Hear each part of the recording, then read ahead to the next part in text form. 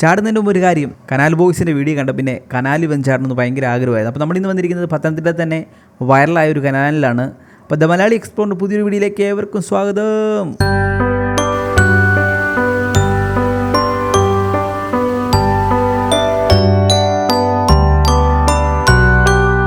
അപ്പം നമ്മുടെ ലൊക്കേഷൻ വരുന്നത് വടശ്ശേരിക്കരയിലാണ്. വടശ്ശേരിക്കര അക്യുഡേറ്റ് ബ്രിഡ്ജിൻ്റെ താഴെയായിട്ടാണ് ഈ ഒരു വെള്ളച്ചാട്ടം വരുന്നത്.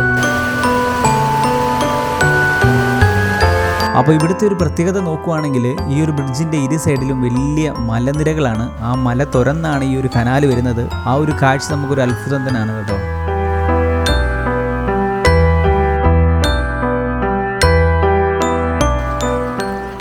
നല്ല തുറം കേട്ടോ, നല്ലൊരു വ്യൂ ആണ്. ഡേഞ്ചറാണ്, ഇങ്ങോട്ടൊക്കെ വരുന്നവർ സൂക്ഷിച്ച് നിൽക്കണം. ഇതിലെ കനാലിൽ പോയി കഴിഞ്ഞാൽ എത്ര കിലോമീറ്റർ കഴിഞ്ഞാൽ കിട്ടും? കടമൻടയിലോ വാഴക്കുന്നത്തോ കിട്ടും കേട്ടോ.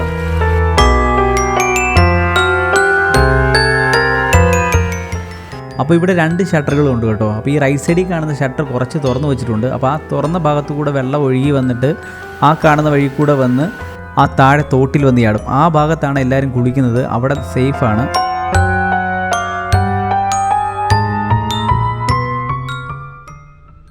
ഇനിയാണ് നമ്മുടെ മെയിൻ പരിപാടി കേട്ടോ.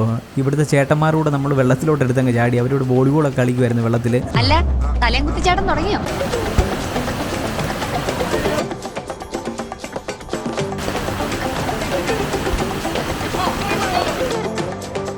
ഗായ്സ്, അങ്ങനെ കനാലിൽ വന്ന് ചാടിയിട്ട് നമ്മുടെ കനാൽ ബോയ്സിനെ ഓർക്കാതിരിക്കുന്നത് എങ്ങനെയാണ്? അതുകൊണ്ട് ഞാൻ വരുന്ന വഴിക്ക് ഒരു പച്ചമാങ്ങയൊക്കെ കൊണ്ടാണ് വന്നത്.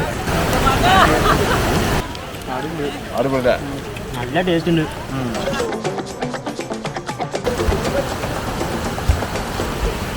അപ്പം ഗായ്സ്, നമ്മളങ്ങനെ വെള്ളത്തിലൊക്കെ ചാടി മണ്ടേ കയറി കേട്ടോ. കനാൽ ബോയ്സ് ഒക്കെ പറയുന്ന പോലെ നല്ലൊരു എക്സ്പീരിയൻസ് തന്നെയാണ്. അപ്പോൾ തീർച്ചയായിട്ടും നിങ്ങളും വന്ന് എക്സ്പ്ലോർ ചെയ്യുക. ഈ വീഡിയോ ഞങ്ങൾ കനാൽ ബോയ്സിന് സമർപ്പിക്കുന്നു. അപ്പം ഓക്കെ ഗായ്സ്.